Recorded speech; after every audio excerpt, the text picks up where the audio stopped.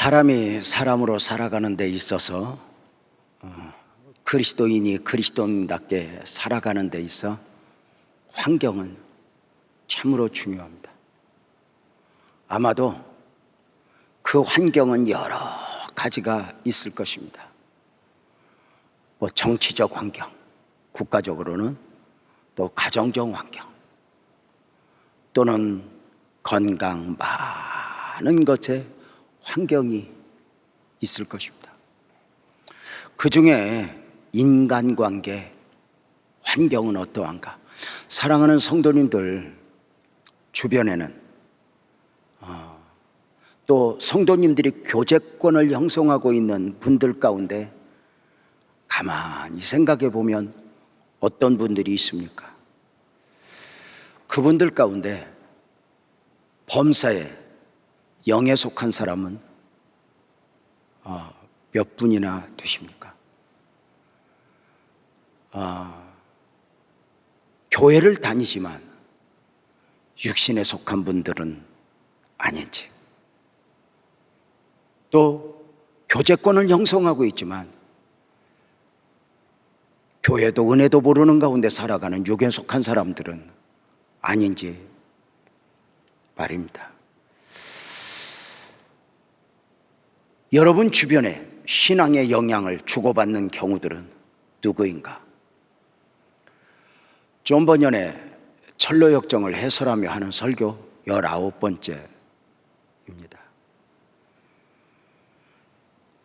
철로역정 제6장은 나중 순례자가, 진성이가 앞선 순례자 크리스찬을 만나 지나온 순례자로서 걸어오면서 만났던 이야기들을 간증 형식으로 묶어 설명하고 있는 기록들입니다. 많은 이야기들이 있었죠.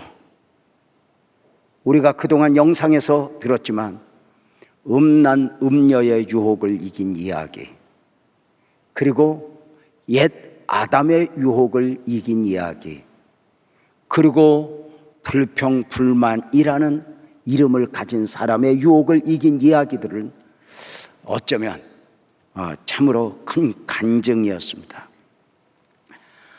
크리스찬과 진성 씨는 이러한 영적인 은혜들을 나누며 한 걸음 한 걸음 순례의 길을 걸었습니다. 같은 믿음, 같은 은혜를 담고 순례의 길을 동행할 수 있음은 큰 축복이 아니었나, 은혜 위에 은혜였습니다.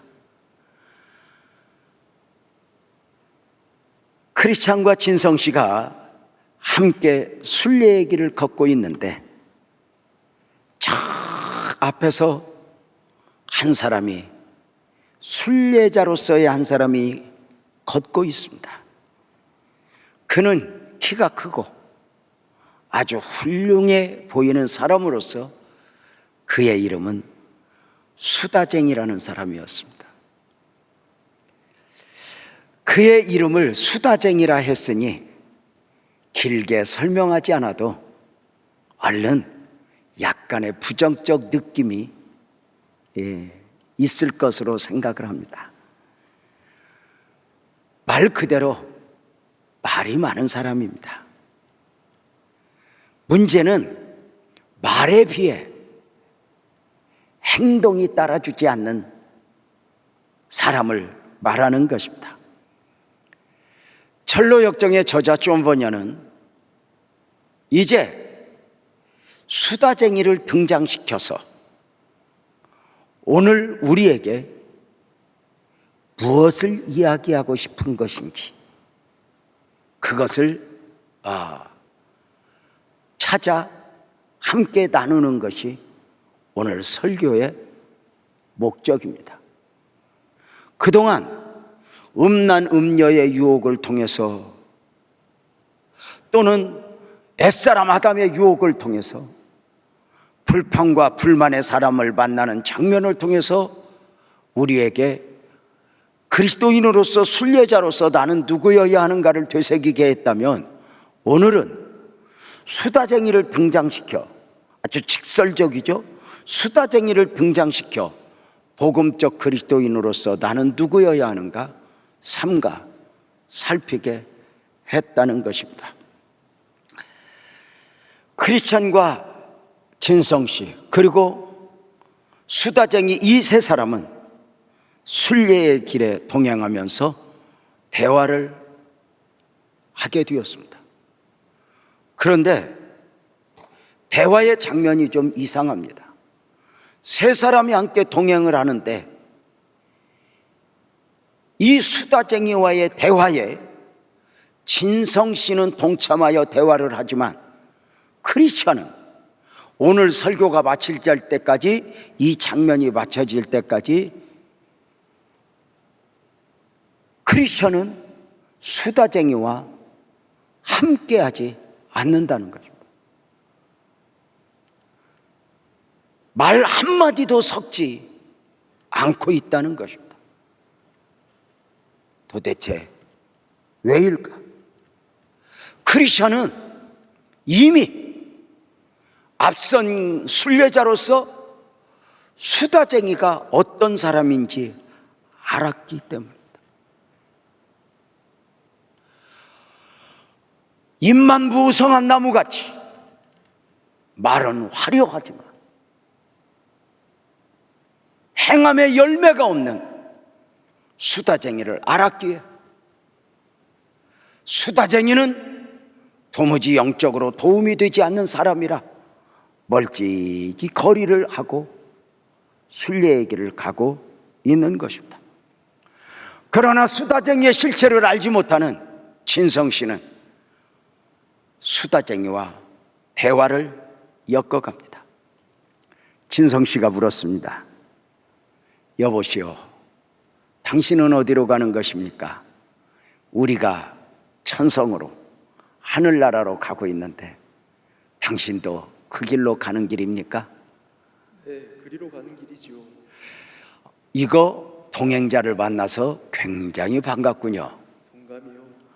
우리 같이 가면서 우리 은혜로운 이야기를 좀 함께 나누어 봅시다. 괜히 무익한 잡담이나 하는 자들을 만날까 걱정했지요. 헌데 유익한 얘기를 하면서 길을 가게 됐으니 다행이군요. 수다쟁이가 순례의 길을 가면서 삶과 자신을 살폈다는 거예요. 무익한 이야기를 하는 사람을 만날까? 이렇게 말이요. 진성씨, 그렇지요.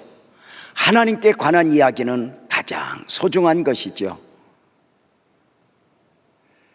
이 땅에서 사람의 입과 혀로 할 수 있는 가장 유익한 것 중 하나님의 일을 말하는 것보다 더 유익한 것이 어디 있겠습니까? 맞아요. 그렇게 이야기하시는 걸 보니 퍽 기쁘고 반갑군요. 게다가 하나님에 관하여 이야기하는 것만큼 즐겁고 우리에게 도움이 되는 것이 또 어디 있겠소? 그보다 기쁜 일이 어디 있겠습니까? 우리가 기쁨을 찾을 수 있는 다른 훌륭한 것들이 있겠냐는 이야기죠. 사람들이 역사나 풀리지 않는 수수께끼 이야기를 하기 좋아하거나 기사나 이적, 징조 등에 관하여 이야기하기를 좋아한다 해도 거룩한 하나님의 말씀만큼 기쁨이 넘치고 달콤하게 쓰여 있는 것들을 어디서 발견하겠습니까? 옳은 말씀입니다. 그러나 그러한 것들을 이야기함으로써 유익을 얻는 것이 우리가 바라야 할 일이죠. 맞아요, 맞아. 바로 내 말이 그 말이요. 그런 얘기야말로 우리에게 가장 큰 도움이 되지요. 그런 이야기를 나눔으로 세상 것들은 헛되고 하늘의 것들이 가치 있다는 것을 더욱 깊이 깨닫게 됩니다. 특별히 우리는 거듭남의 필요성과 영생은 우리의 힘으로는 부족하며 그리스도의 공의가 필요하다는 것을 깨닫게 됩니다. 게다가 그런 이야기를 하면서 회개, 믿음, 기도, 고난과 같은 것들이 무엇인지 알게 된다오. 복음의 커다란 약속과 위로가 어떠한 것인지 알고 위로도 받게 됩니다. 나아가 그러한 이야기를 통해 우리는 잘못된 생각들을 뿌리치고 진리를 지켜 나아가야 하고 잘 모르는 사람들에게 우리의 참된 원리를 가르쳐줘야 하죠. 이런 이야기를 듣게 되어 정말 기쁘고 기뻐할 수밖에 없습니다라고 이야기를 합니다. 진성 씨와 수다쟁이의 대화를 보면 여기까지만 들으면 진성 씨와 함께 수다쟁이가 참 그리스도인으로 보여지고 참 순례자로 보여집니다. 함께 동행을 요구하는 가운데 우리가 지금 읽었지만 수다쟁이는 걱정을 하고 있었다는 것입니다. 그리스도인으로 살아가는 데 있어서, 천국의 순례자로 살아가는 데 있어서 누군가 동행자를 만나게 될 터인데 무익한 잡담이나 하는 자들을 만날까 걱정을 했다는 것입니다. 그런데 이렇게 영적으로 유익을 주는 대화를 하는 당신을 만나서 나는 너무 감사입니다 라고 수다쟁이가 이야기를 합니다. 수다쟁이만이 아닙니다. 많은 사람들이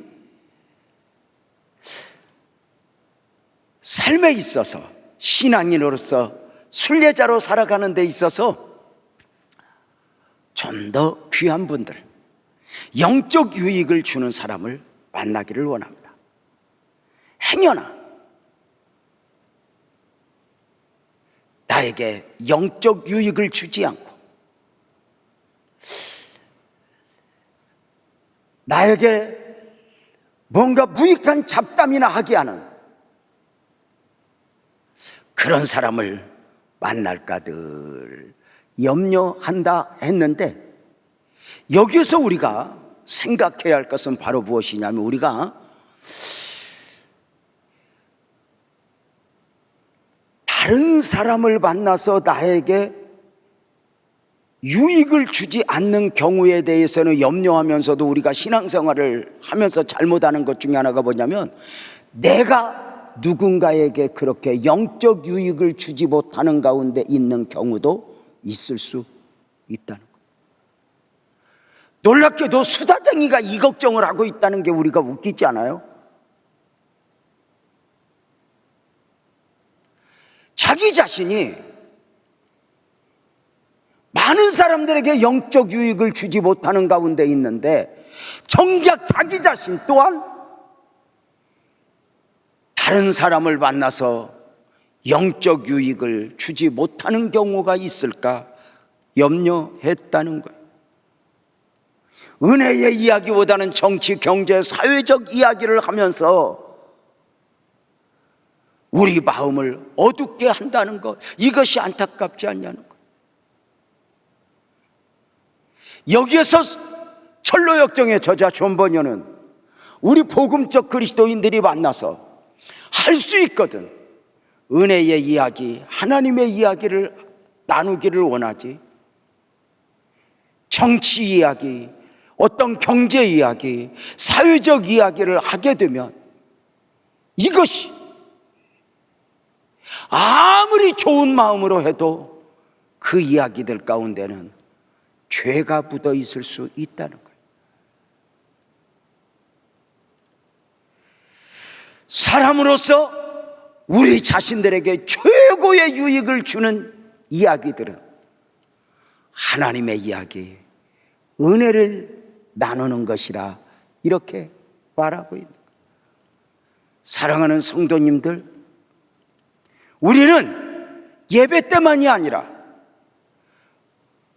우리의 삶을 살아가는 데 있어서 삼가 우리의 자신을 살피되,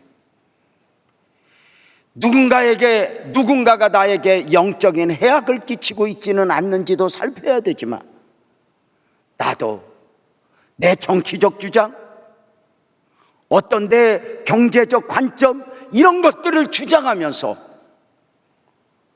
누군가에게 영적인 덕을 끼치지 못하는 경우가 있는가, 삼가 자신을 살펴야 한다는 것입니다. 자, 여기까지 대화해서 수다쟁이 이야기를 듣고 진성 씨는 감동을 합니다. 야, 정말 귀한 사람을 만났구나. 그런데 수다쟁이의 특징이 뭐죠? 행동이 따르지 않는 사람들 특징이 뭐죠?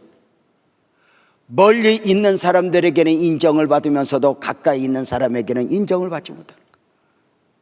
수다쟁이의 특징이 뭐죠? 한동안은 자기 자신을 들키지 않아서 말로써 사람들에게 감동을 주지만 긴 시간을 두고 지나면 그 자신의 실체가 드러나면서 마치 함께 순례의 길을 걷고 있지만 진성 씨는 감동시키지만 이 수다쟁이의 말이 크리스천은 감동을 시키지 못하고 있다는데 문제가 있다. 그래서 우리가 삶을 살아가는 데 있어서 아주 중요한 것 중에 하나가 뭐냐면 가까이 있는 사람에게 인정을 받고 있는 것.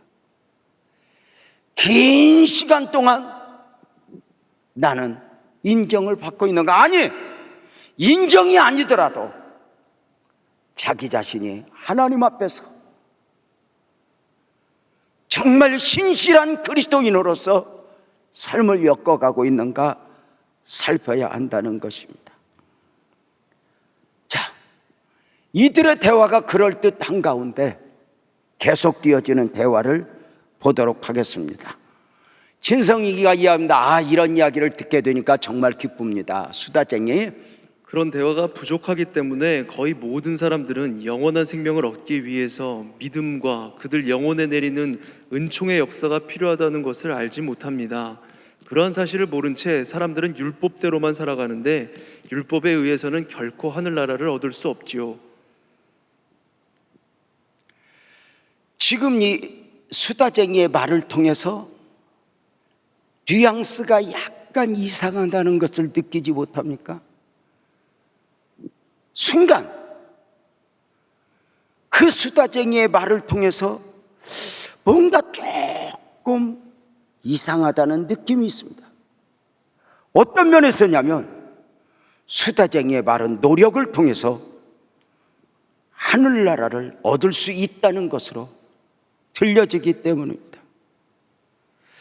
적어도 진성 씨가 알기에는 하늘나라는, 하늘의 복음을 깨닫는 데는 오직 은혜로 얻어지는 것이었기 때문입니다. 그래서 다시 반문을 합니다. 그런데 하늘나라에 관해 아는 지식은 하나님의 선물입니다. 인간의 노력이나 그것에 관해 이야기함으로써 하나님 나라에 이를 수는 없죠. 나도 그건 잘 알고 있어. 하나님께서 주시지 않는다면 사람은 아무것도 얻을 수가 없지요.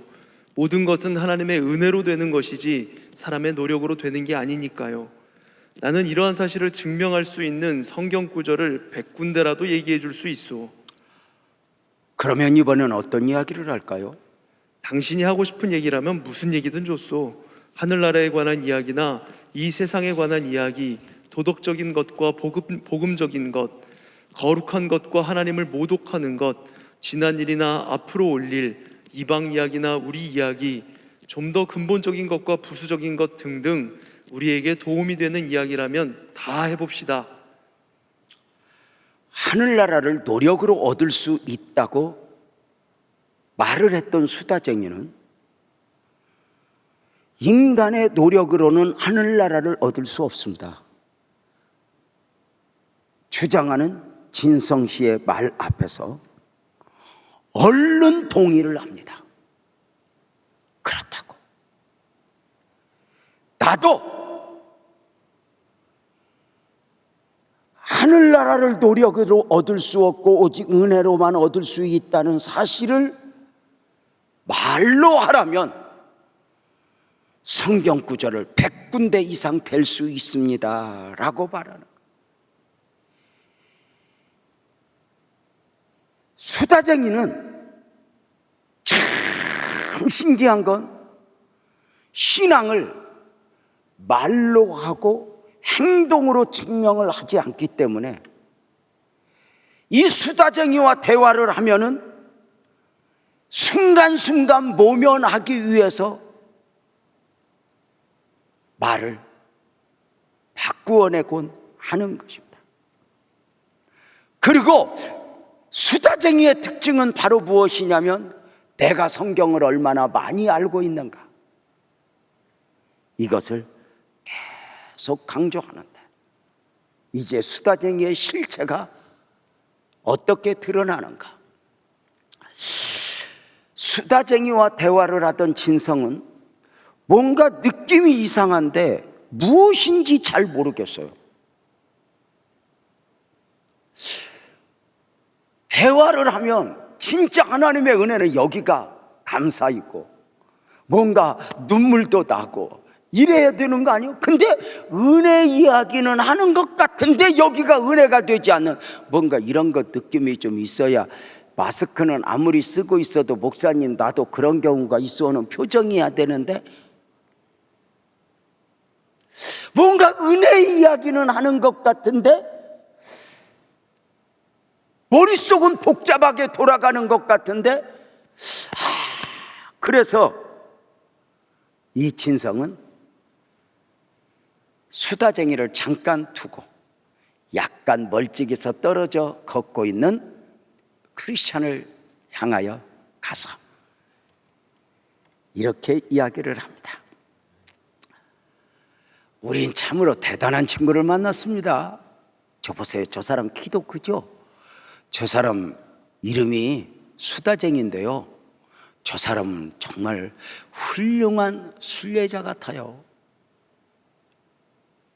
이게 지금 번역이 이게 오래전에 누가 번역한 걸 자꾸 이제 업그레이드 하다 보니까 조금 매끄럽게 되지 못하고 약간 좀 구식 느낌이 들긴 해요. 또 그 원본 자체가 구어이기도 하고, 중요한 것은 저 사람 참 훌륭한 사람 같아요. 그죠? 이때 크리스찬이 수다쟁이의 실체에 대하여 이렇게 이야기를 합니다. 당신이 그렇게 좋게 생각하는 그 사람을 처음 보는 사람들은 모두가 그렇게 감쪽같이 속아 넘어간답니다. 아니, 저 사람을 아나요? 그 사람이 아느냐고요? 저 사람이 자기를 아는 것보다 내가 그 사람을 더 잘 알 것입니다. 그래요? 얘기해봐요. 저 사람은 수다쟁이란 사람으로 우리 마을 사람입니다. 당신이 그 사람을 모르다니 좀 이상하군요. 우리 마을이 크다고는 하지만 말입니다. 어느 집 아들입니까? 어디 사는 사람이죠? 이제 크리스찬이 말하는 거 보세요. 예, 그 사람은 달변이라는 사람의 아들로, 그러니까 수다쟁이 아버지 이름을 달변이래. 내가 참 이 철로역정을 보면서 저 이름만 봐도 은혜가 돼요. 이름만. 달변이라는 사람으로 입씨름을 일삼음이라는 거리에 살고 있는데, 그러니까 동네 이름이 뭐예요? 입씨름을 일사름. 그 동네에 살고 있는데 그들 모두 입씨름을 일삼음이라는 거리의 수다쟁이로 알고 있죠. 말은 잘하지만 행동이 따라주지 않는 사람입니다. 이렇게 존 버녀는 이름을 통해서 굉장히 직설적 표현을 해요. 참 재밌지 않아요? 수다쟁이의 아버지는 달변, 그리고 그가 살고 있는 마을의 이름은 입씨름을 일사름으로, 한마디로 우리식으로 좀 더 멋지게 표현하면 잡담동. 말이 많고 뭔가 유익이 없는 이야기를 많이 하는 마을. 존 버녀는 그의 아버지 그리고 그 동네 이름을 이야기하면서 그의 뿌리 이야기를 합니다. 이렇게 불어요. 아니, 당신 그 사람을 몰라요? 그 사람 우리 동네 사람이잖아요. 왜 이렇게 말을 했는가? 아니, 그 사람을 모르고 있어요?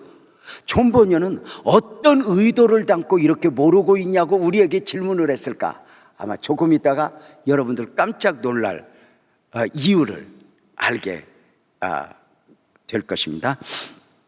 자, 수다쟁이는 말은 잘하지만 보잘것없는, 행동이 따라주지 않는 사람이라는 말에 진성 씨가 이제 반문을 합니다. 아니, 어떻게 그런 말을? 꽤 괜찮은 사람 같아 보이던데요. 그를 잘 모르는 사람은 그렇게 생각하죠. 그 사람은 모르는 사람에게는 아주 훌륭하게 보이지만 가까운 이웃들은 그가 아주 형편없다는 것을 다 알고 있죠. 그 사람이 훌륭한 사람 같아 보인다는 말을 들으니 내가 감상했던 화가의 그림이 생각나는군요. 그 그림은 멀리서 볼 때는 멋있었지만 가까이서 보면 심히 형편없는 그림이었소. 그렇지만 난 아직도 당신이 웃고 있는 걸 보니 농담을 하고 있다는 생각이 드는군요. 내가 웃고는 있지만 근거 없이 남을 비방하는 일은 잘못된 일이지요. 그 사람에 관해 더 자세히 알려주지요. 그는 지금 당신과 이야기하듯 아무하거나 무슨 말이든 하기를 좋아하기 때문에 술좌석에 앉아서도 짓거릴 겁니다. 술이 들어갈수록 말은 입에서 점점 더 많아지죠. 저 사람은 입술로만 종교인이지 행동으로는 세상 사람들보다 더 악한 자입니다. 혀에는 거짓말뿐이기 때문에 그 사람의 종교란 그것으로 더욱 시끄러운 소리를 낼 뿐입니다. 그래요. 그렇다면 난 저 사람한테 단단히 속았네요. 속았죠. 틀림없이 속았다고 할 수 있어요. 그들은 말만 하고 행하지 아니하며 하나님의 나라는 말에 있지 아니하고 오직 능력에 있음이라는 말을 기억해 보십시오. 잠깐만요. 이제 계속 지금 이제 크리스찬의 이야기가 나올 때 여러분은 설교를 듣지 마디마디 아멘 아멘 하면서 들어야 돼. 그래야 이게 은혜가 돼. 예? 무슨 말인가 알겠어요? 그래서 사실은 제가 이 말씀을 요약해서 간단하게 설명을 하려다가 책 내용을 그대로 이렇게 원색적으로 좀 이렇게 올려놓은 것은 여기에서 주는 느낌을 아멘 아멘 하면서 받기를 원해서 이렇게 이제 해놓은 거거든요. 짧게 요약해서 간단하게 설명을 할 수도 있어요. 근데 이 존 버년의 의도, 저자의 의도가 여기서 말하고 싶은 게 너무 많은데 제가 이걸 축소할 수가 없었던 거예요. 너무 귀해서.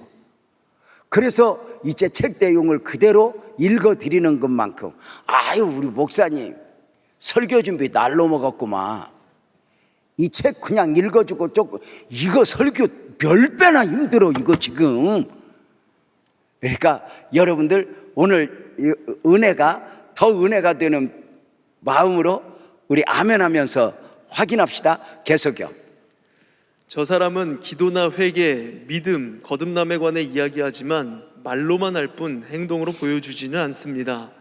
나는 저 사람과 같은 집에 머문 적이 있어 저 사람에 대해서 좀 아는데 그의 집에 갔을 때 그 집에는 신앙의 냄새조차 없고 말로만 기도, 회개하지 실제로는 기도나 죄를 회개하는 모습은 찾아볼 수조차 없었습니다. 헌신이나 전도한다는 것은 기적이고요. 마치 입만 무성한 무화과나무 같은 사람입니다. 오히려 저 사람 집에 있는 개가 저 사람보다 하나님을 훨씬 더 잘 섬길 것입니다. 저 사람은 그를 아는 모든 사람에게 종교가 흠과 비난과 부끄러움의 대상이 되게 만듭니다. 마을 사람들 그 누구도 저 사람을 호평하는 사람은 없어요. 오죽하면 그를 아는 사람들이 그를 밖에서 보면 성도요, 집에서는 악마라고 말하겠어요. 불쌍한 그의 가족들도 그가 얼마나 위선적이며 종들을 부당하게 대우한다는 사실을 알지만 그를 위해서 어떻게 해야 할지, 그에게 무슨 말을 해야 할지 모르지요.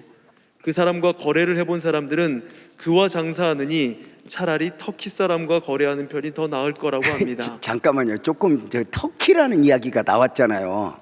그 유럽에서 바라보는 터키 사람들, 아시아에서 바라보는 터키 사람들, 지형적으로 여러분들 아시죠? 터키가 유럽과 아시아가 이렇게 함께 있다는 거. 그래서 장사를 하는데 터키 사람하고 장사를 하면 저 사람들 속을 모르겠다는 거야. 어떻게 보면 유럽인이고 어떻게 보면 아시아인이고. 이제 그들 그때 당시 이 시대적 배경 속에서 나온 말임을 참고해서 원문 그대로 이렇게 번역되었음을 이해를 좀 해주시면 좋겠다 싶어서 그냥 그런 의미였다는 거죠.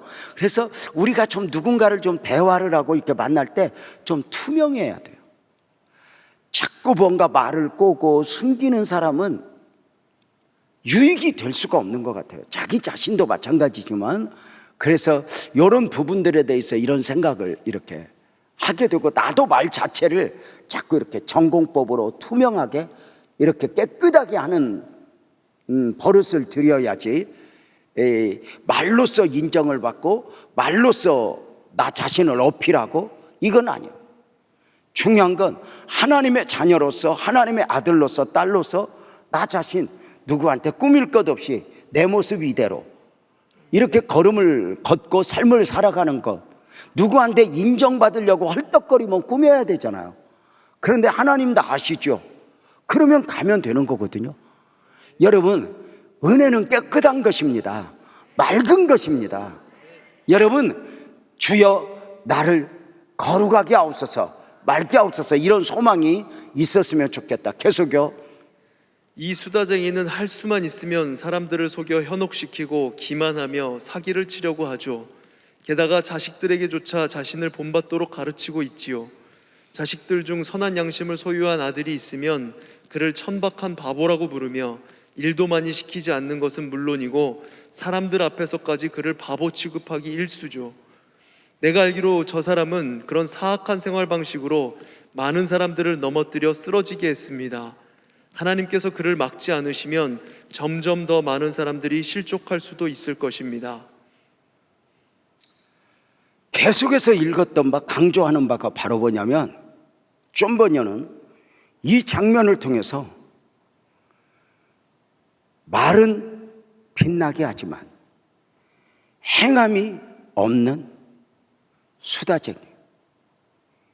문제는 그로 인하여 실족되는 사람이 의외로 많이 있다는 거예요. 그로 인하여 덕을 끼치지 않는 정도가 아니라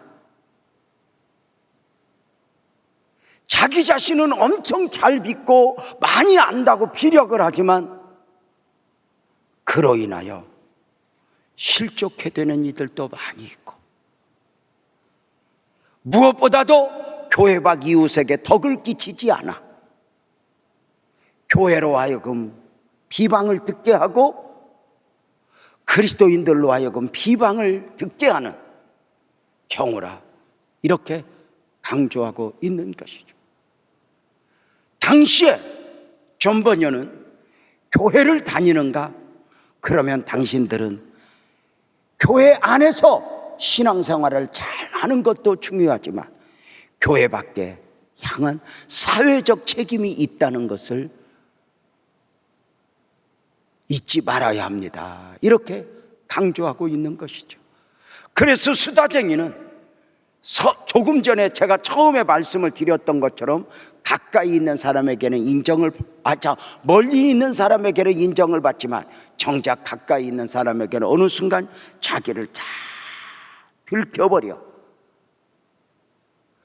자기 자신은 굉장히 화려하고 포장을 하지만 저 사람 저래, 저 사람 때문에 누군가가 상처받았어, 이렇게 말하는 경우가 있다. 자, 계속 대화를 볼까요? 대화를 보면 그렇군요. 이제 저 사람을 보니 말과 행동은 별개의 것이라는 사실을 깨달았어요. 이제부터는 그 차이를 잘 살펴야 되겠군요. 사실상 두 가지는 달라 마치 몸과 영혼이 나뉘는 것과 마찬가지지요. 영혼이 없는 몸은 죽은 시체인 것과 마찬가지로 행동이 따르지 않는 말도 역시 죽어있는 시체에 불과한 것이니까요. 행동이 동반되지 않는 신앙은 진정한 믿음이라 할 수 없는 것입니다.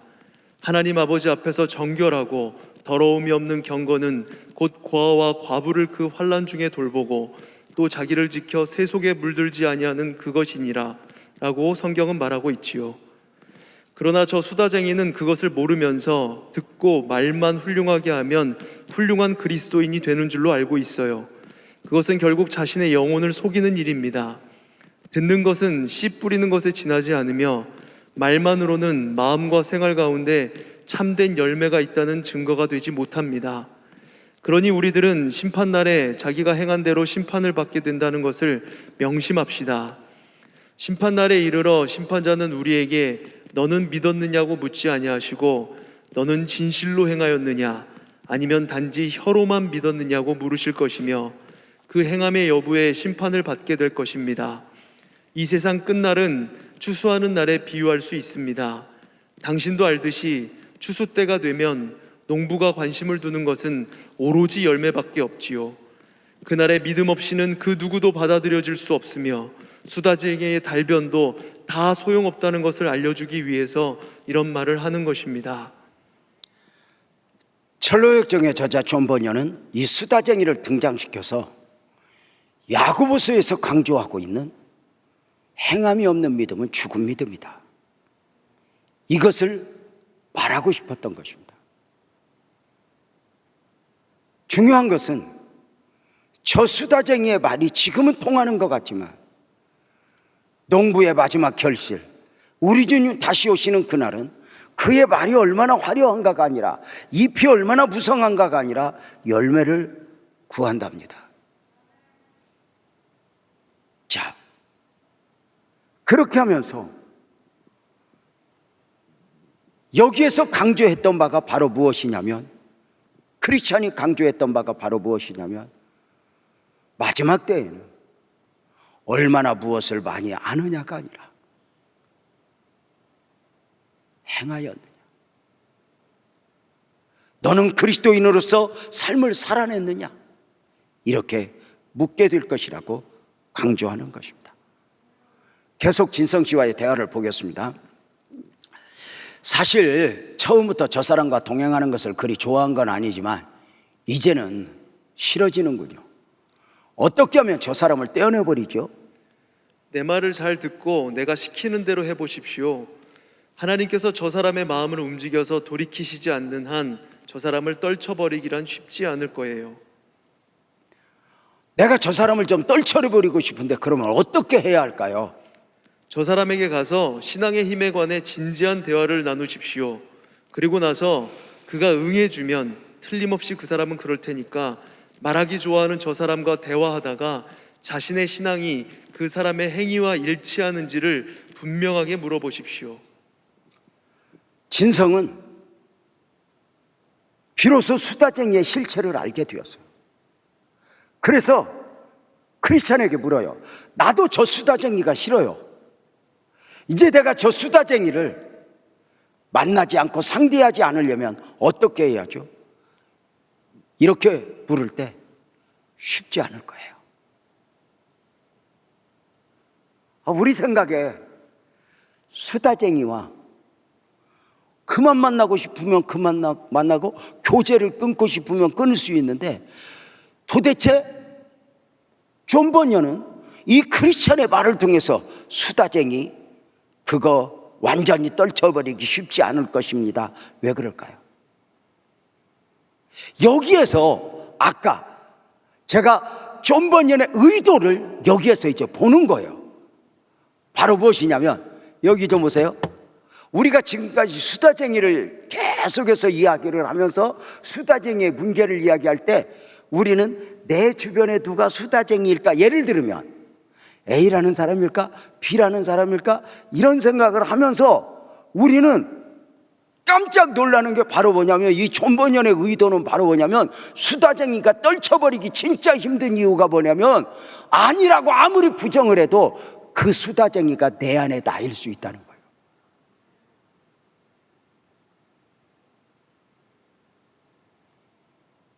내 안에 그 수다쟁이의 요소가 있다는 거예요. 그 수다쟁이라고 하는 사람을 좀 나 안 만나고 싶소, 나도 싫소. 여러분, 우리가 믿음으로 산다고 하지만 입으로는 믿고 행동으로 따르지 않을 때는 여러분, 솔직히 다른 사람이 지적하기 전에 나도 내가 싫어요. 내가 이것밖에 안 돼. 내가 이것밖에 안 돼. 나도 내가 싫은 거예요. 이런 나를 버리고 싶은 거예요. 입만 무성한 이 신앙인으로서의 나를 좀 떨쳐버리고 싶은 거예요. 좀 작지만 내가 말하는 것과 행동이 신앙 안에서 좀 하나이기를 내가 원하는 거예요. 그런데 이게 그렇게 쉽지 않아요.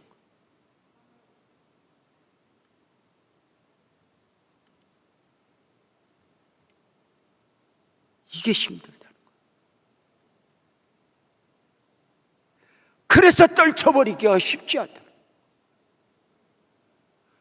존 번연은 이 수다쟁이를 등장시켜서 지금 그가 누구인가를 말을 하고 가다가 결국은 이 수다쟁이가 내 안에 나일 수 있다.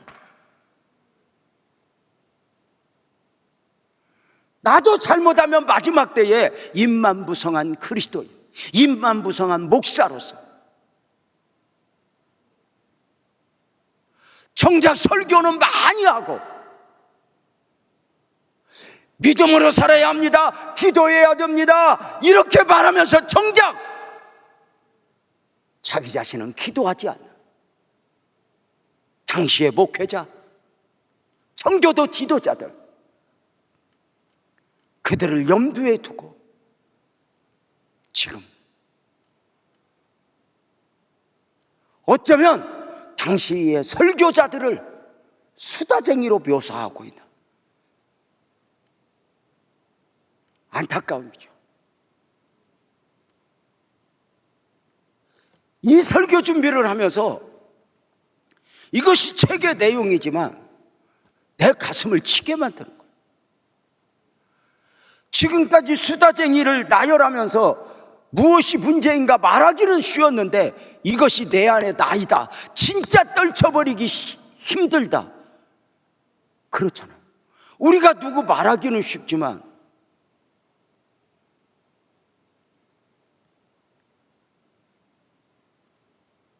내가 나를 알잖아.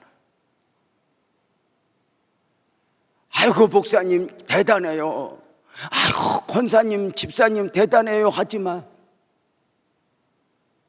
내 안에 나는, 자 이제 수다쟁이의 실체를 알고서 나누는 대화를 한번 볼까요? 진성이가 묻네요. 기분은 어떠세요? 수다쟁이를 향해 물었더니 대답을 합니다. 덕분에 줬소. 계속 이야기했더라면 지금쯤 이야기를 무척 많이 나누었을 텐데 아쉽군요. 아유, 어디 갔다 왔어요? 이야기를 했으면 많이 했을 텐데요. 진성, 그래요, 좋으시다면 지금이라도 당장 이야기를 더 나눕시다. 처음부터 내가 질문을 했으니 이번에도 내가 먼저 하겠습니다. 하나님의 구원의 은총이 사람의 마음속에 자리 잡을 때 어떻게 나타납니까? 구원을 받고 하나님의 의가 내 안에 들어오면 어떤 현상이 나타납니까? 수다쟁이가 대답합니다. 그러니까 여러 가지 능력에 관한 이야기가 되겠군요. 참 좋은 질문이요. 기꺼이 대답하지요. 대략 이렇게 나타난다고 말할 수 있죠. 먼저 하나님의 은총이 마음에 들어감으로써 죄를 비난하는 마음이 생기지요. 둘째로, 아니 잠깐만요, 우리 한 번에 한 가지씩만 따져봅시다.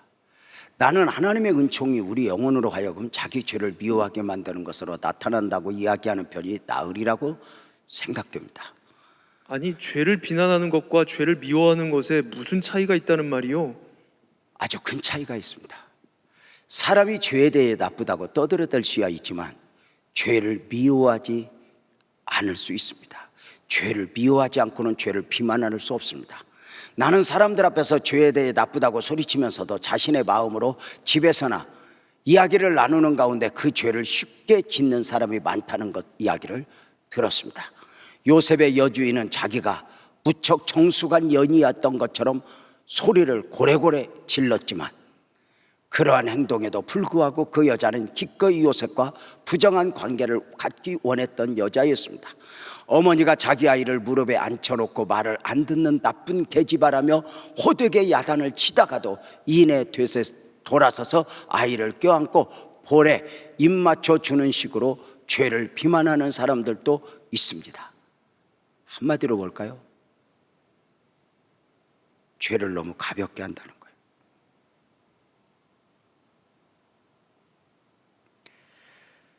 여기에서 이야기를 하고 싶은 것이 뭐냐면 구원의 은총이 들어오면 내 안에 어떤 현상이 나타나는가. 저자의 의도는 진짜 은혜가 오면 죄를 미워하게 된다는 거예요. 그런데 죄를 미워하지 않고는 죄에 대해서 비난할 수 없다는 거예요. 그 다음 말을 좀 해볼까요? 죄를 미워하는 것과 비난하는 것에 대해 차이가 어디 있냐면 이 철로역정의 저자의 의도는 바로 뭐냐면 죄를 미워하면 내 안에 죄를 미워하게 돼요. 근데 죄에 대하여 비난을 하잖아요. 그러면 그 죄를 미워하지 않고는 비난할 수 없다는 말은 무슨 말이냐면 대부분의 사람들은 죄를 미워해야 되는데 죄인을 미워해요.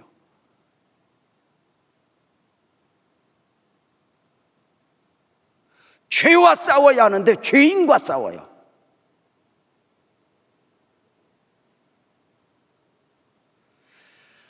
죄를 미워하는 것은 내 안의 죄를 중점적으로 봐요.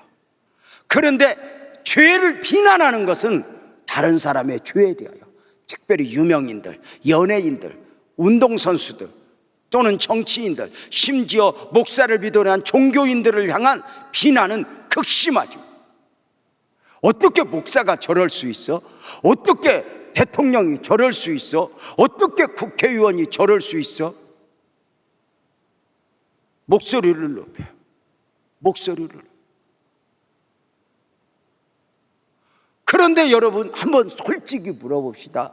뭐 예를 들면 투기라든가 많은 문제를 일으켜서 어떻게 뭐 아무개 장관이 집을 10채를 갖고 있어 막 이렇게 막 할 때 여러분 이렇게 물어보면 좀 문제가 있을까? 그 사람이 정말 문제가 있어서 미워? 아니면 나도 그렇게 못했는데 네가 해서 미워? 내가 너무 수준 있게 물어봤나? 아니 마스크를 쓰고 있으니까 내가 표정이 전혀 안 보여.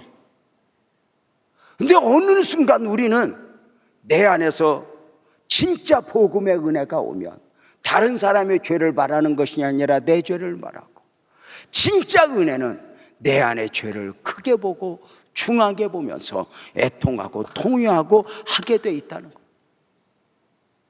그런데 다른 사람의 죄를 비난하면, 다른 사람을 비난하면 말할 게 없는 거예요. 그래서 우리가 신앙생활을 하면서 참 믿음은 누구를 말하는 게 아니야.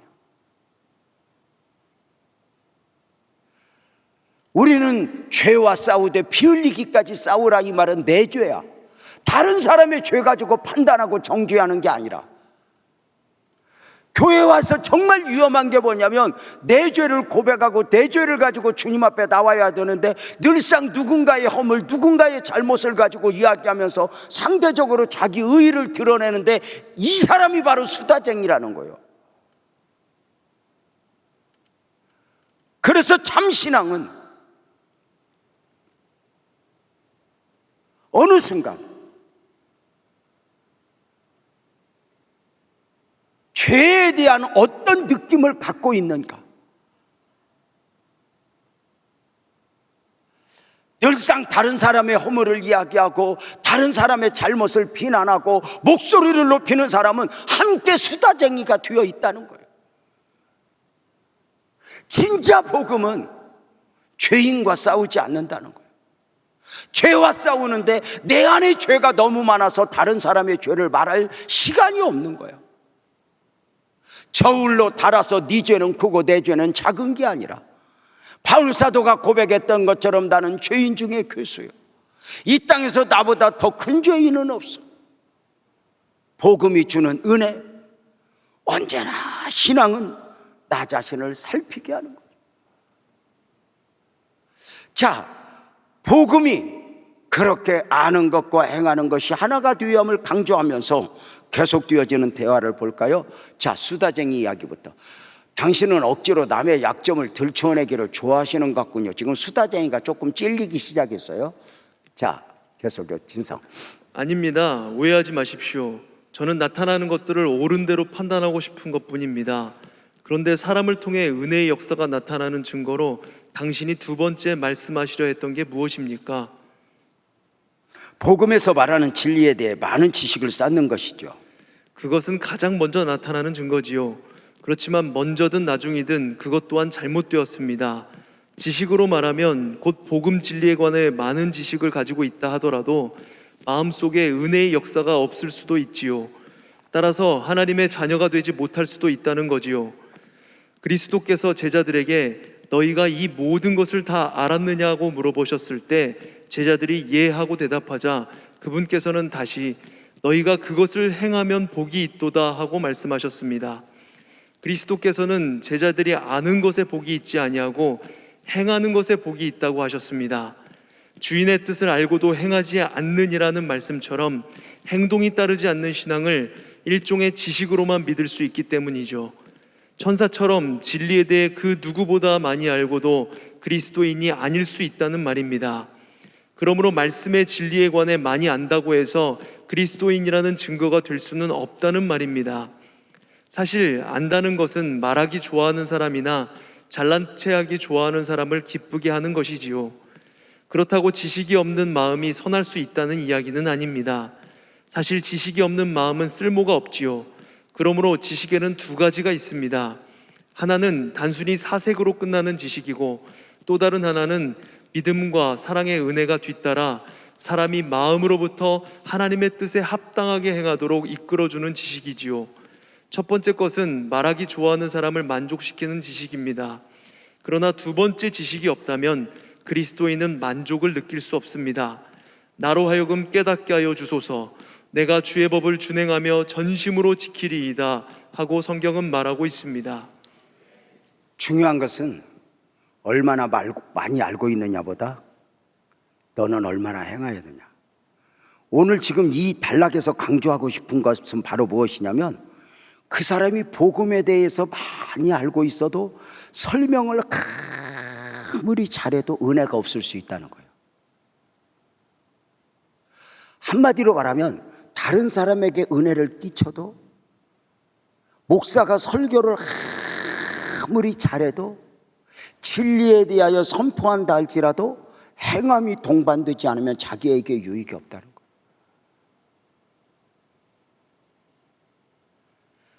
물론 그리스도를 아는 지식이 중요해요.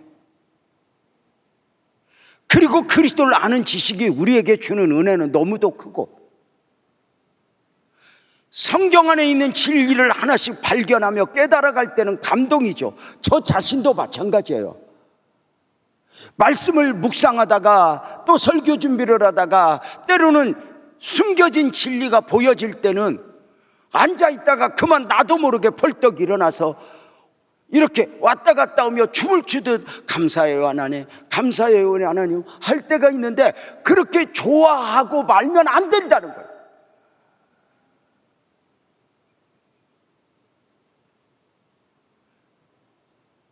그래서 우리는 정말 그리스도인으로서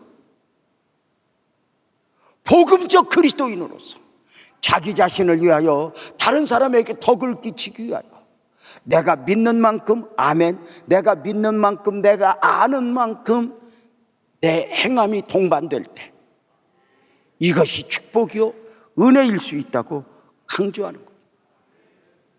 계속해서 강조하고 있는 것이죠. 대화를 계속 볼까요? 믿음의 본질인데요.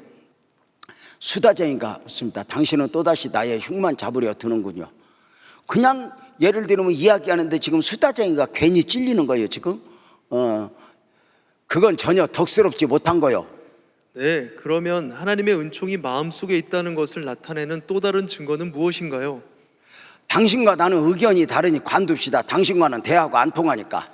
그러시다면 내가 말해도 되겠습니까? 그거야 당신 자연히 마음대로 하시오. 이 수다쟁이가 지금 뚜껑이 열렸어. 지금 내가 목소리를 높이는 이유를 알겠죠. 여러분도 이 얘기하다 지금 막 여러분이기 때문에 알겠죠. 하나님의 은총을 그 마음에 받은 자는 변화가 나타나지요. 그 자신의 영혼뿐 아니라 주위 사람들에게도 그 은혜 받은 마음에 영향을 미치게 됩니다. 하나님의 은혜를 입은 사람은 자신이 죄인임을, 특히 자신 본성의 더러움과 하나님을 믿지 않은 죄, 예수 그리스도를 믿어 하나님의 자비를 입지 못한다면 자신은 죽을 수밖에 없음, 이 죄를 확실히 깨닫게 됩니다. 이러한 발견과 깨달음으로 인해 그 사람의 죄를 애통해하며 부끄러워하게 됩니다. 게다가 그 사람은 하나님 안에 나타나신 구세주를 발견하여 생명을 얻기 위해서는 그분을 가까이 하며 살아야 할 필요를 절실히 느끼게 되지요. 따라서 그 사람에게는 그리스도를 애타게 사모하고 갈망하는 마음이 생깁니다. 그리스도를 갈망하는 이들에게 주님은 약속을 주셨기 때문입니다. 이제 구세주를 믿는 믿음의 크고 작음에 따라 기쁨과 평화가 거룩한 것을 사모하는 마음이 예수 그리스도를 더욱더 알고자 하는 열심이 또한 세상에서 그분을 섬기려는 마음이 생겨나지요. 이렇게 하나님의 은총이 자기 안에 나타나게 되어도 그러한 것들이 하나님의 은혜의 결과라는 확신을 하기란 매우 힘이 듭니다. 인간이란 자신의 더러운 죄와 그릇된 이성으로 인해 이러한 은혜를 스스로 그릇 판단하게 되기도 하기 때문입니다. 따라서 하나님의 은혜를 입은 사람은 자신의 이러한 변화가 하나님이 부여하신 은총의 결과라는 것을 확고히 인식하기까지는 올바른 판단이 참으로 필요한 것입니다. 대화를 통해서 계속해서 강조하고 있는 바가 있는데요, 무엇이냐면 하나님의 구원의 은총을 입은 사람은 자기 영혼에게도 영향을 주고 자기 안에 변화가 있다는 거예요. 그리고 다른 사람에게도 그 영향을 끼치게 된다는 거죠. 그리고 그 하나님의 구원의 은총이 임하면 내가 얼마나 큰 죄인인가를 보게 할 뿐만 아니라 과거의 죄에 대해서도 아이고 내가 옛날에 그랬어요, 이게 아니라 그 과거의 죄에 대하여 아픔을 갖고 있다는 거예요. 애통하게 된다는 거예요. 근데 여러분, 오늘 내가 은혜를 입었다고 말하면서도 옛날을 생각할 때 그 죄의 생활을 했을 때를 되새기면 그때가 좋았어, 그러면 진짜 은혜가 아니라는 거야. 그러니까 내가 오늘 은혜를 받고 보니까 과거가 얼마나 부끄러운가를 알았어. 이것이 또 하나의 진짜 은혜이다라는 거죠. 오늘 은혜를 받았고 기뻐 뛴다고 말하면서도 옛날에 대하여 부끄러움이 없고 아파하지 않는다, 지나온 날의 허물에 대하여 그냥 넘어간다, 이건 진짜 은혜가 아니라는 거예요. 진짜 은혜는 오늘의 죄, 지금의 죄도 통곡할 뿐만 아니라 과거 믿지 않았을 때 하나님 내가 잘못했어요, 하나님 내가 잘못했어요. 여기 예배하고 있는 권사님 중에 한 분이 어느 날 하나님의 은혜를 너무 크게 입었는데 옛날 친구 동창에게 실수했던 거, 오래전에 학생 때 그것이 떠올라서 가서 만났다든가 전화로 했다든가, 미안해, 내가 그때 그렇게 잘못했어, 내가 예수를 믿고 보니까, 내가 은혜를 받고 보니까 그것이 그때 내 허물이었다는 걸 알았어, 이제라도 친구야 나 용서해 줄래? 그랬더니 그 친구가 그러더래, 네가 그렇게 말하는 거 참 자존심 있어서 쉽지 않을 텐데 어떻게 그렇게 말할 수 있어? 이 이야기를 듣고 이게 은혜라는 거예요. 우리가 예수를 믿으면 미래만 선명한 게 아니라 과거도 선명해져. 지금의 은혜 안에서 내가 믿지 않았을 때, 내가 그릇 행했을 때 그것으로 인해서 하나님 내가 그 과거에 대해서 매일 필요는 없지만 그 과거에 대해서 분명한 자기인식은 필요하다는 것이지. 내가 지금 예수를 믿고 교회를 다니고 있는데 그때는 내가 교회만 안 다녔지, 그때가 참 좋았어, 그러면 진짜 은혜가 아니라는 거예요. 진짜 은혜는 과거의 허물이, 과거의 부족이 선명하게 드러나면서 애통하는 마음이 있어진다는 것이죠. 사랑하는 성도님들이 오늘 고난 중에 힘들어서 우는 만큼이나 어느 날 하나님의 강력한 은혜를 입는 가운데 과거의 죄 때문에, 과거의 허물 때문에 주님 내가 그렇게 부족했어요, 내가 그렇게 연약했어요 고백해 봤는가. 근데 그게 굉장히 중요하다. 개인적으로, 여러분과 목사 개인적으로 어느 날 강대상에서 하나님 앞에 이렇게 기도를 하는데, 지금은 멀리 이사를 갔지만 그 집사님에 대한 내 허물이 드러나는 거예요. 너무 죄송한 거예요. 그러면서 마음 안쪽 구석에 일부러 가서 용서를 구하고 싶은 마음이 있어요.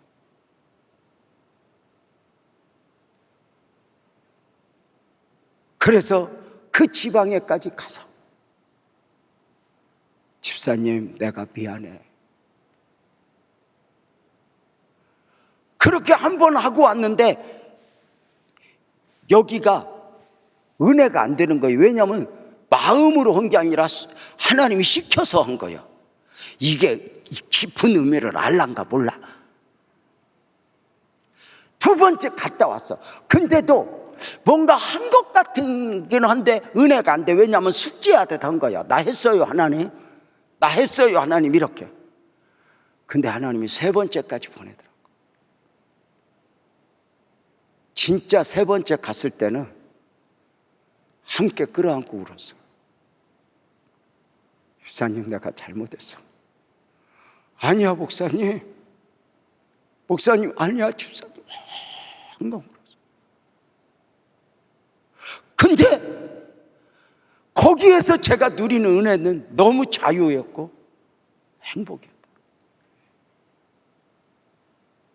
많은 그리스도인들이 하나님의 은혜를 잊고 미래를 소망하지만 과거를 묻어버려. 과거의 죄에 매일하는 건 아니야.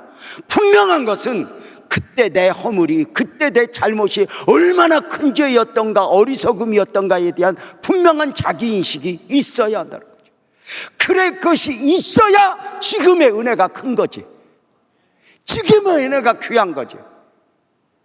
애굽에 살 때가 얼마나 어리석은가를 알기 전에는 가나안이 열리지 않아. 애굽을 그리워할 때는 가나안이 가까이 오질 않아. 가까이 와도 멀어.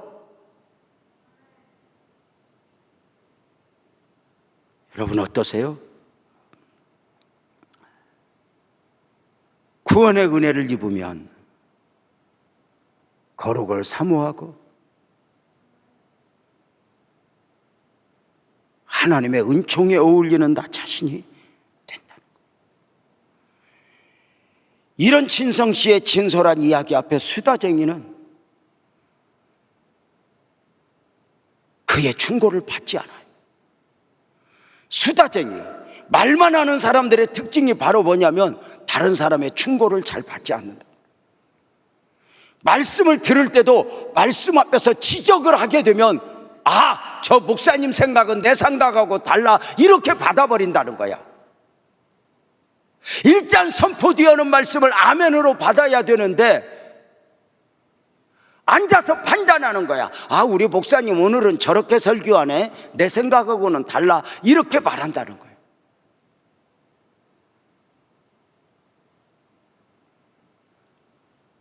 수다쟁이의 특징은 지적을 받으면 진솔함이 없는 가운데 변명만 해요.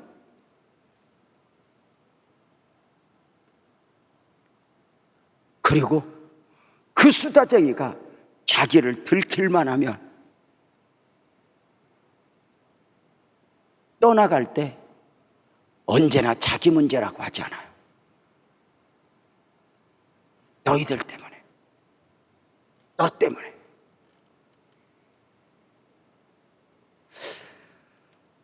수다쟁이의 분노하는 모습 계속 한번 볼까요? 수다쟁이는 이렇게 말합니다. 지금 당신이 하는 말을 듣고 있어. 계속 이 얘기를 해보시오. 그럼 한 가지 물어보지요. 당신은 혹시 혀로만 신앙생활을 하지는 않나요? 당신이 하는 말들을 잘 실천하시면서 사시나요? 그리고 제가 이야기한 것들을 직접 경험해 보셨나요? 제가 이야기한 변화와 역사들이 당신의 생활 속에서도 나타나던가요? 하나님 앞에서와 당신의 양심에 거리낌 없는 진실한 말로 나의 질문에 한번 대답해 보세요. 우리는 스스로 의롭다 하는 자가 아니라 하나님께서 의롭다고 인정하시는 자가 되어야 하기 때문입니다. 게다가 당신이 살던 이웃들의 증거에 의하면 당신은 말과 행동이 전혀 맞지 않는다고 하던데요. 그 말을 듣고 난 수다쟁이는 처음에는 얼굴이 붉어지기 시작했다. 그러다가 마음을 가라앉히고 이제 대답을 한다. 당신은 이제 경험이나 양심, 하나님에 대한 이야기를 하면서 당신이 하는 이야기를 정당화시키려고 하나님의 도움을 구하고 있군요. 그리고 당신은 꼭 소요리 문답식으로 내게 질문을 하는데 왜 그걸 묻죠? 설사 당신이 교리 문답자라 할지라도 나는 당신을 내 재판관으로 삼을 생각은 추호도 없어. 게다가 나는 이런 이야기를 나누게 되리라고는 미처 생각도 못했을 뿐 아니라 그런 질문엔 대답하고 싶지도 않소. 당신이 말만 대단히 잘하는 사람인 줄을 내가 알지요. 사실 나는 당신의 믿음은 말뿐이며 당신의 행동으로 인해 시험받는 이가 적지 않고 또 멸망을 당할 처지에 놓인 이도 있다는 것을 들었습니다. 그리고 앞으로도 더 많은 사람들이 멸망의 위험에 놓이게 될 것이라고 하더군요. 당신의 종교는 술집과 쾌락, 도박과 사기, 헛된 맹세와 거짓말, 욕설과 이기심 등 여러 가지 악한 것들과 부합되어 있기 때문입니다. 부정한 여자가 모든 여인들의 수치였다고 한 것처럼 당신은 우리 모든 그리스도인들의 수치가 된다는 평판이 끊이질 않는다는 것도 내가 알기 때문입니다. 그 소문을 믿고 그렇게 섣부르게 판단을 하니 당신도 세상 사람들과 다를 바가 없어. 나로서는 당신이 성급하고 가엾은 사람이라밖에 생각되지 않는구려. 그럼 잘 가시오. 수다쟁이와 진성이 이별을 합니다. 수다쟁이는 떠나고 맙니다. 이제 저 멀찍이 있는 크리스찬도 진성 씨도 싫다고 그러면서 떠나게 됩니다. 아시죠? 자기 실체가 드러나면, 여러분 진짜 은혜는요, 내 실체가 드러나면 진솔하게 무릎을 꿇습니다.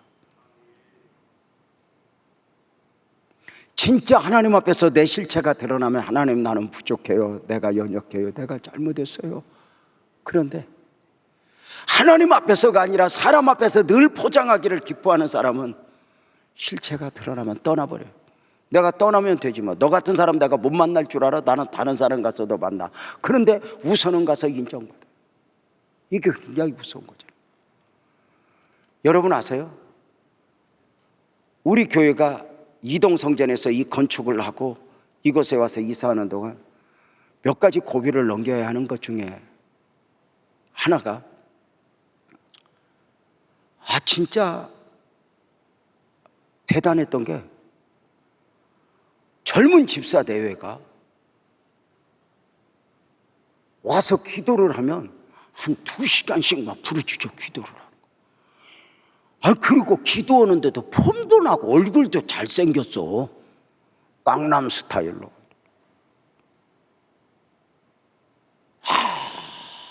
그리고 과거에 자기가 뭐 증권 관련, 투자 관련 일을 많이 했었다고 막, 이제 예배가 맞춰지고 기도가 맞춰지면 또 이제 그런 이야기를 하니까 믿음도 좋지, 생긴 것도 강남 스타일이지, 과거의 이력도 화려하지, 막 이렇게 막 하다가 세상에, 나는 우리 성도들이 그렇게 돈 많은 줄 몰랐어. 헌금할 때는 돈이 없는데 그 사람 통해서 이익을 볼 수 있다, 내가 투자처가 있다라고 말을 하니까 여러분, 이야, 돈이 막 여기서 1억이 나와, 5천이 나와, 3천이 나와, 막 몇억이 나와 해가지고 이렇게 맡기는데, 그 사람 한 사람이 내가 그때 당시 파악한 걸로만 해도 3억 5천이야.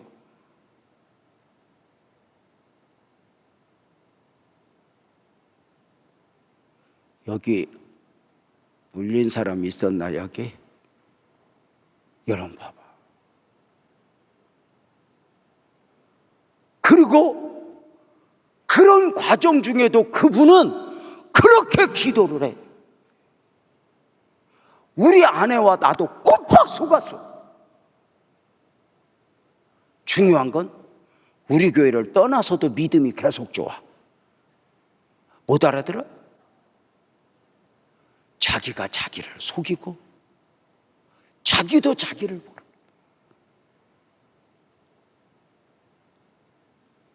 우리 신앙인들로서 나는 한 가지 여러분에게 꼭 부탁을 드려요. 누구 덕 보려고 하지 말아요.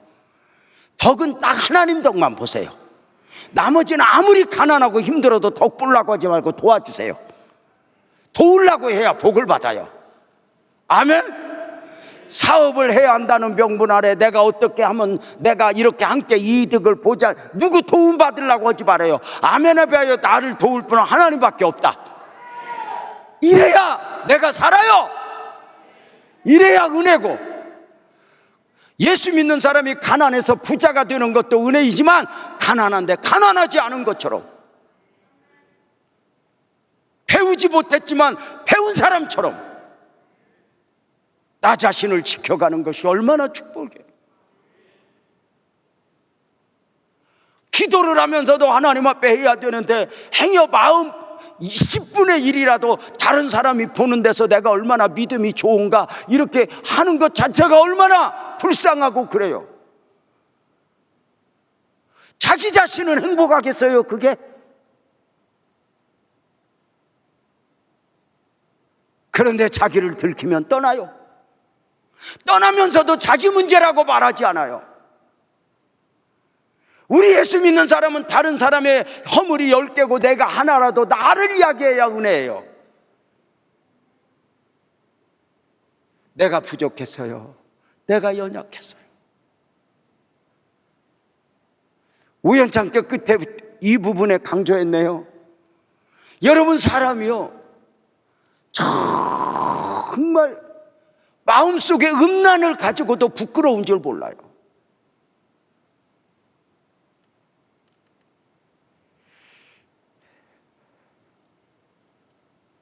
떠나요. 떠나는 장면 또는 그 과정, 이별하는 과정을 볼까요?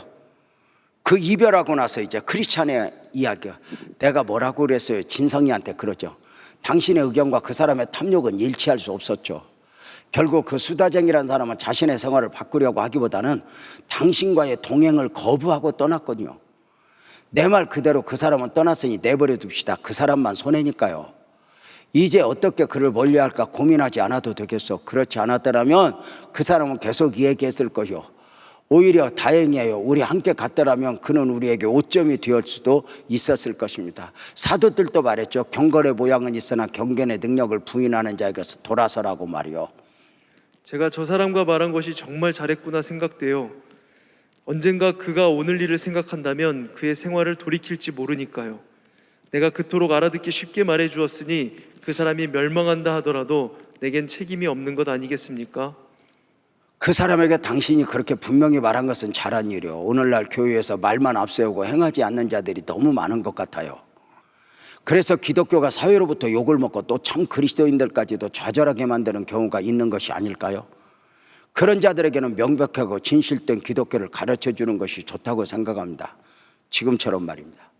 그래야 그들도 좀 더 제대로 행함이 따르는 신앙생활을 하거나 아니면 교회의 경건성에 부담을 느껴 거룩한 사람들과의 사귐에서 떠나든지 할 테니까요.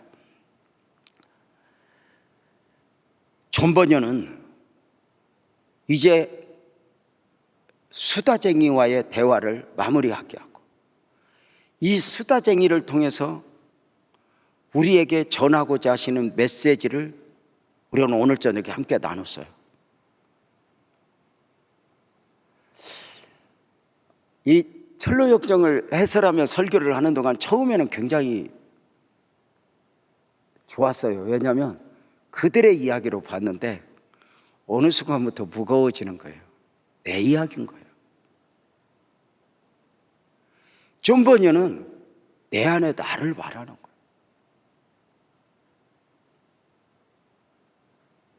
옛사람 아담에게 붙들렸던 나,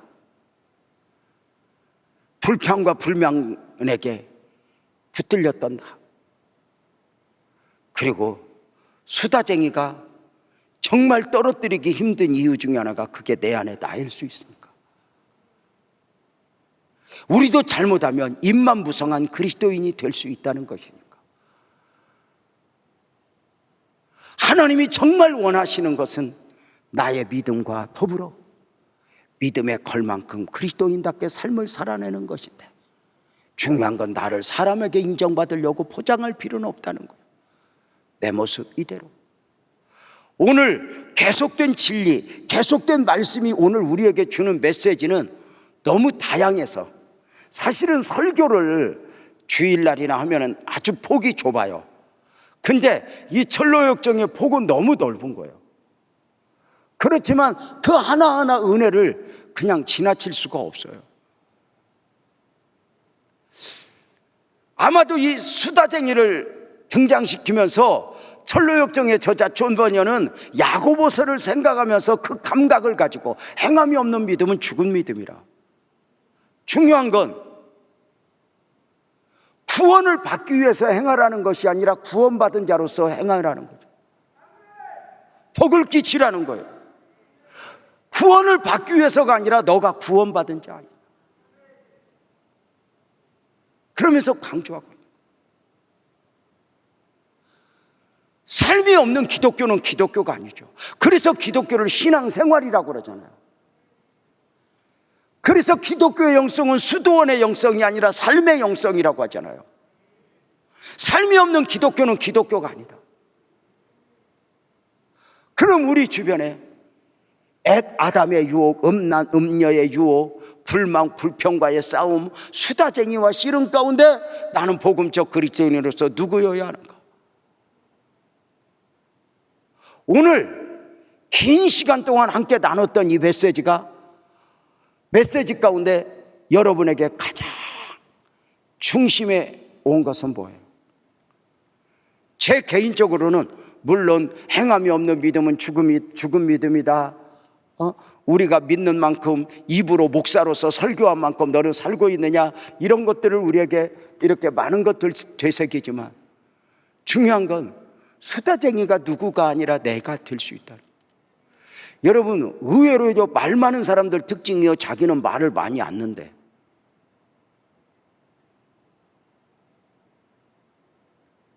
그분은 꼭 필요한 말만 하더라고. 그런데 그렇게 말 많이 하는 것과 오늘 쫌버년이 말하고자 하는 수다쟁이는 좀 다른 느낌이죠.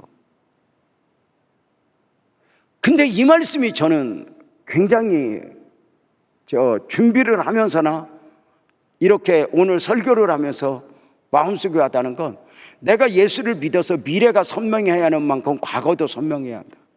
과거를 선명하게 보는 건 옛날을 보는 눈이 내가 그때가 좋았어 이게 아니라 그때가 얼마나 부끄럽고 얼마나 땅을 칠 만큼 어리석었는가를 알아야 미래가 선명해진다는 거죠.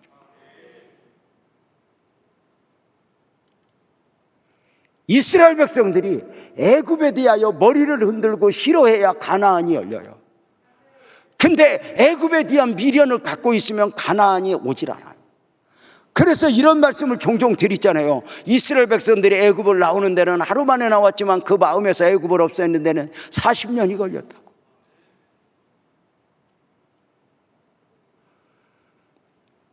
진짜 복음은 내 죄 때문에 울어야 되는데 다른 사람의 죄를 비난해요. 진짜 신앙은 죄와 싸우기를 원하지 죄인과 싸우기를 원하지 않아요. 다른 사람의 죄가 아니에요. 다른 사람의 허물이 아니에요. 기독교 복음은 나를 보는 거죠.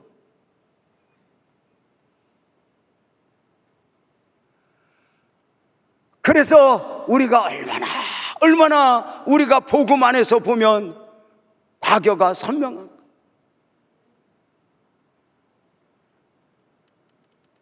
돌이켜보면 과거에 내가 목사로서 부끄럽게 행했던 거, 또는 목사가 되기 전에 어리석어 목사가 안 된다고 했던 거, 그때 소망했던 것들이 얼마나 부끄럽고, 하나님 내가 잘못했어요.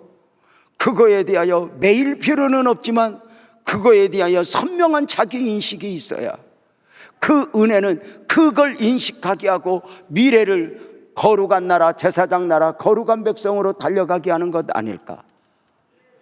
사랑하는 성도님들, 또 하나 오늘 강력한 은혜가 되는 것 중에 하나는 사람에게 잘 보이려고 나를 포장도 하지 말고, 더 중요한 건 오늘 설교하는 어떤 면에서 내용에는 없었지만 의쳐졌던 건데, 사람에게 인정받으려고 사람에게 덕 보려고 하지 말고, 진짜 신앙은 아멘 해봐 하나님에게 인정받고 하나님에게 덕 보려고 해야지.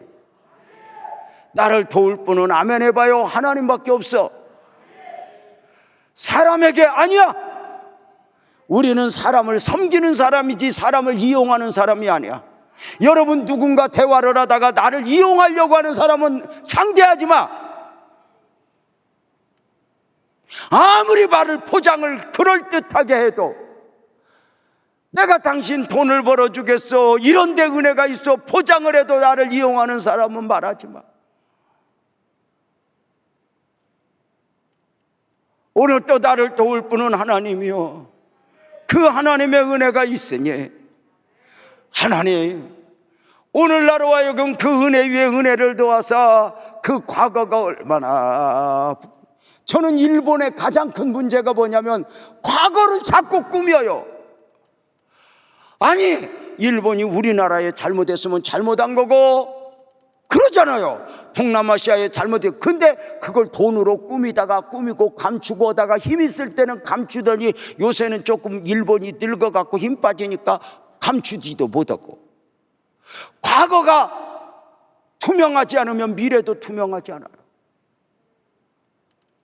과거에 매일 필요는 없지만 내가 이전에 예수를 알지 못하고 행했던 많은 것들, 주님 내가 부끄럽네요. 오늘을 은혜 받고 보니까, 은혜 안에 은총이 임하고 보니까, 그래서 나는 이제는 부끄럽지 않은 하나님의 사람으로 순례자의 길을 걷겠습니다.